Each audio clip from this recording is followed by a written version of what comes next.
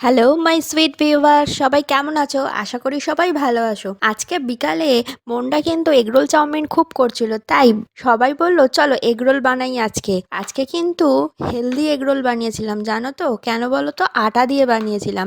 আটার ডোটা এমনি নর্মাল জল, নুন, একটু চিনি দিয়ে মেখে নিয়েছিলাম। এরপর দেখো পরোটা একটু ল্যাচ্চার মতো বানাবো। ল্যাচ্চা পরোটার রোল খেতে কিন্তু ভালোই লাগে, জানো তো। প্রথমে অল্প করে রুটিটা বেলে নিয়ে তারপর এইভাবে একটু তেল লাগিয়ে কেটে নেবো।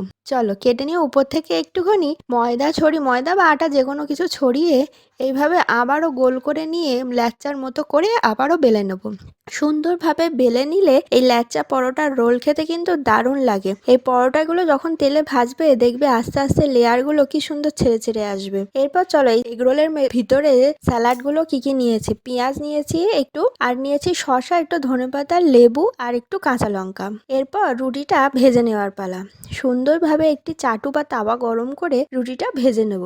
এই দেখো কি সুন্দর অল্প অল্প করে আস্তে আস্তে ভেজে নেব। প্রথমে তেল দেবে না, রুটিটা একটু সেঁকে নেবে, তাহলে রুটিটা খুব সুন্দর হবে, জানো তো। চলো আমার চ্যানেলে যারা তোমরা নতুন তারা কিন্তু প্লিজ চ্যানেলটি সাবস্ক্রাইব করে দিও, আর বেল আইকনটা কিন্তু প্রেস করে রেখো নতুন নতুন ভিডিও পাওয়ার জন্য। এরপর একটি ডিম নুন ও গোলমরিচ দিয়ে ফেটিয়ে তেলের মধ্যে গরম করে দিয়ে উপর থেকে রুটিটা দিয়ে আবারও সুন্দর করে একটু বেশি করে তেল দিয়ে হাই ফ্লেমে ভেজে নেবো। দেখো রুটিটা কিন্তু খুব সুন্দর ভাজা হয়ে গেছে।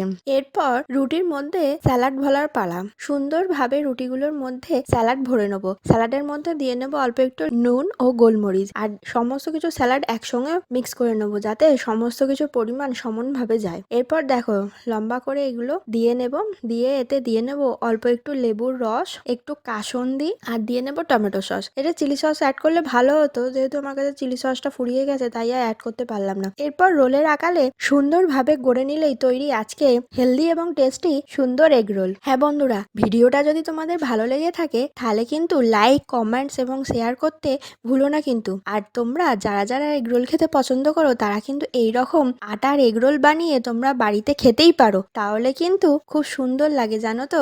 বাড়িতে তোমরা বানিয়ে আমাকে জানিও কিন্তু এই এগ রোল তোমাদের কেমন লাগলো খেতে। চলো আজকের মতো টাটা।